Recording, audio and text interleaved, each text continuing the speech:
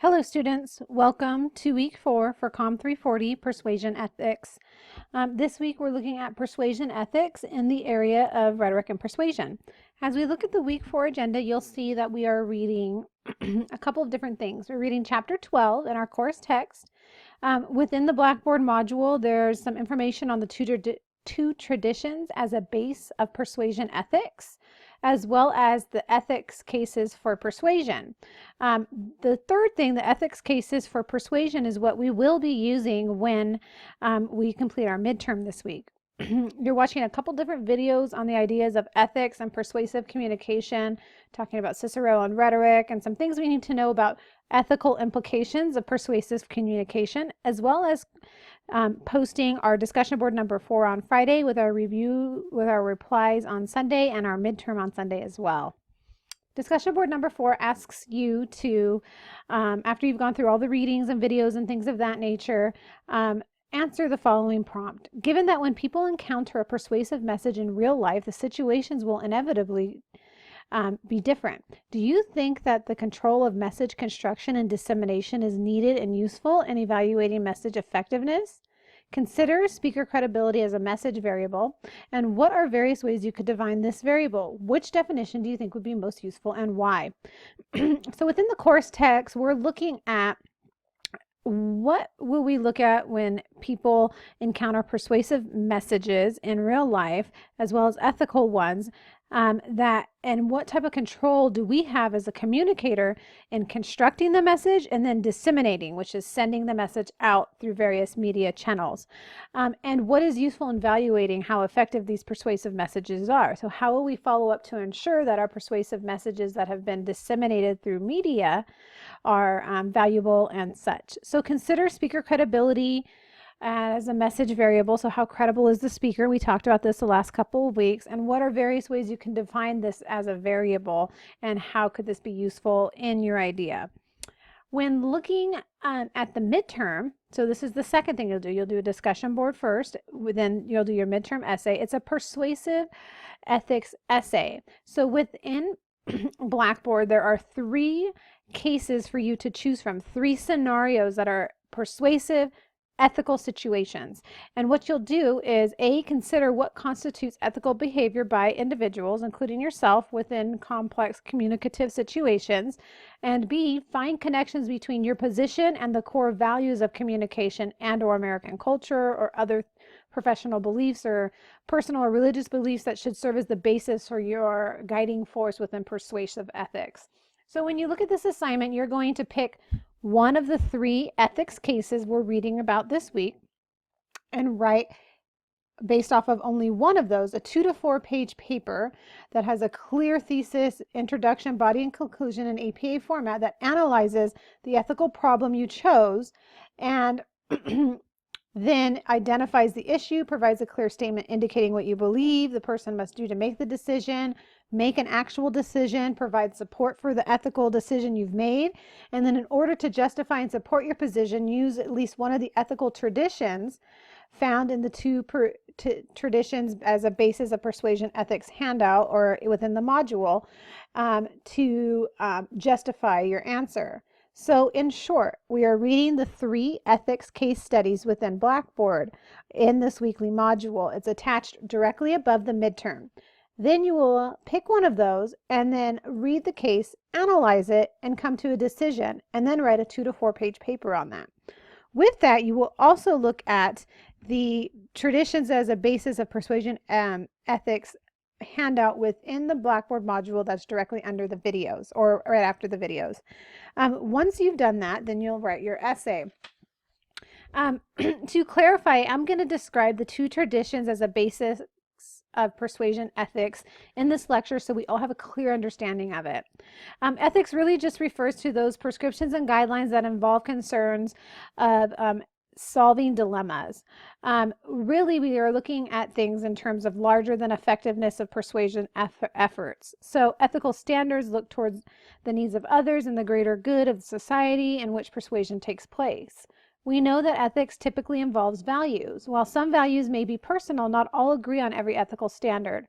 Many COM scholars would argue that the ethical positions are positions are objectively required of persuaders. So the first thing we look at on the first tradition of a basis of persuasion ethics is understanding that communication values relevant to persuasion. Ethical persuaders value truthful information, which helps us in making rational choices. Lying undermines persuasion in all communication, and thus all human sociality, and typically have a genuine idea of distrust. So what constitutes truth? This is where we need to look at logos, ethos, and such. But typically, we're looking at logical, emotional, and rational relational thinking, factual accuracy, honesty, reliability, completeness, appropriate of context, honest disclosure of somebody's motives. We're also looking at and allowing our receivers to have a range of choices that make freedom, actual and moral action possible, not using coercion. We're presenting and discussing the best reasons for actions, not just those that are most favorable to the advocate or those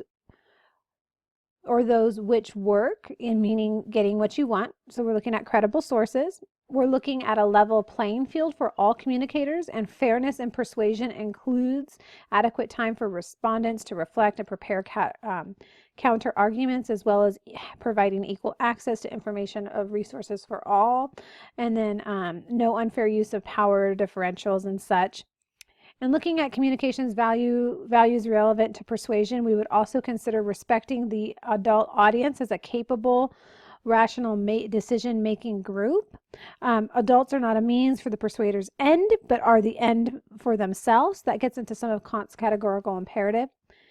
The second thing we'll look at is that we'll keep in mind that American cultural values typically are influencing persuasive ethics, including that persuasion should reinforce or at least be consistent with a free and democratic process. Among these ideas are providing clear, honest information and proposals are typically required in democratic decision-making platforms and in those types of situations, as well as the opportunity to allow for dissent, discussion, and democratic decision making by all receivers is essential in a democratic process. The next thing in looking at that persuasion should enforce or at least be consistent with a free and democratic process is the right to respond by opponents is expected in a democracy. Persuaders should favor public interest over their own self-interest. Persuaders should also demonstrate a good character and sense of integrity of their ideas, understanding their full complexity, consistency, fair consideration of the consequences of ideas, including providing thorough research of the topic. Also, persuaders should consider the multiplicity of perspectives that multiplicity of perspectives of an entire audience, especially within cultural, moral, and political and economic variations, and care about those multiplicities of perspectives within the entire audience. It's also important to know that both the means and the ends of persuasion should be ethical as a principle of being adults capable of making rational decision making, and persuaders should consider the long term as well as the short goal within all persuasive communication. It's important that listeners understand they have responsibilities too. It's important for listeners to be active and critical listeners, not passive receivers. So we're getting into some ideas of elaboration likelihood theory. Listeners have a responsibility to respond to persuasion using their own ethical standards, as well as supporting persuaders' efforts to be ethical and honest rather than using honesty against the opponents. For example, the problems faced by politicians who tell the truth on tough issues. It's important to resist urges to silence opponents and let them speak. It is a free part of the democratic process, and be fair and don't accept a straw man arguments. It only encourages others to use them. So we're looking at these two bases here, and the primary two bases are 1, communication values relevant to persuasion, and 2, American cultural values influencing persuasion ethics. Those are the two areas you need to draw on when you're looking at point 4 within your midterm essay. If you have any specific questions related to that, do reach out to me early within the week. To recap, we are reading chapter 12. We're reading the Two Traditions as a Base of Persuasion Ethics handout within the weekly module that I just went through. And you're also reading the Ethics Cases for Persuasion. You're going to read all 3 of those and select one to base your midterm essay on. You're watching 3 videos as well as completing a discussion board and your midterm. If you have any questions, let me know. I look forward to interacting with you. God bless.